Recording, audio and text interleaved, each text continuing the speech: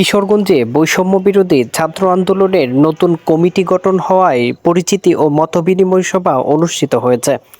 রবিবার বিকেলে Kishoreganj press club মিলনায়তনে এ সভা অনুষ্ঠিত হয়। এতে বৈষম্য বিরোধী ছাত্র আন্দোলনের আহ্বায়ক মোহাম্মদ ইকরাম হোসেনের সঞ্চালনায় উপস্থিত ছিলেন সিনিয়র যুগ্ম আহ্বায়ক মোহাম্মদ মামুন মিয়া, যুগ্ম আহ্বায়ক মাসুদুল হাসান রনি, যুগ্ম আহ্বায়ক রাকিবুল ইসলাম, মুখপাত্র সাব্বিরুল হক তন্ময়, সিনিয়র যুগ্ম সদস্য সচিব ইয়াজ ইবনে জসিম সহ আরও অনেকেই। সবাই প্রথমে পরিচিতি পর্ব, পরে শুরু হয় মুক্ত আলোচনা। মুক্ত আলোচনায় তারা কোর্ট সহ সরকারি সকল দপ্তরের অনিয়ম, চাঁদাবাজি বন্ধে প্রতিজ্ঞাবদ্ধ হন।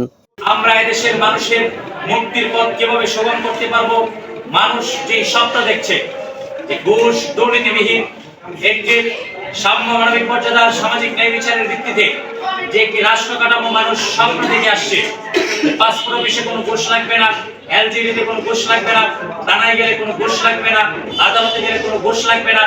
সর্বোপরি মানুষ যে একটি রাষ্ট্র চায়, মানুষের যে আকাঙ্ক্ষা, মানুষের যে চিন্তা চেতনা, বিপ্লবের যে স্পিরিট, সেই স্পিরিটকে ধারণ করে লালন করে আমরা সাংগঠনিকভাবে কিভাবে শক্তি অর্জন করতে পারি, এদেশের মানুষকে সুসংগঠিত করতে পারি, পজিটিভ রাজনীতির মাধ্যমে পজিটিভ বাংলাদেশ কিভাবে গড়তে পারি, আধুনিক বিশ্বের সাথে তাল মিলিয়ে কিভাবে আমরা সামনের দিকে আগাতে পারি, যুগোপযোগী এবং কর্মমুখী শিক্ষা একটি উন্নত কারিকুলামের মাধ্যমে এদেশের সাধারণ শিক্ষার্থীদেরকে একেবারে প্রান্তিক পর্যায় থেকে তাদেরকে কাউন্সেলিং এর মাধ্যমে, শিক্ষার মাধ্যমে দেশ বিদেশে কিভাবে আমরা সমৃদ্ধশালী করতে পারি, সকল জায়গায় আমাদের প্রতিনিধিত্ব করতে পারি, এই বিষয়গুলি নিয়ে আমাদের আজকের আলোচনা।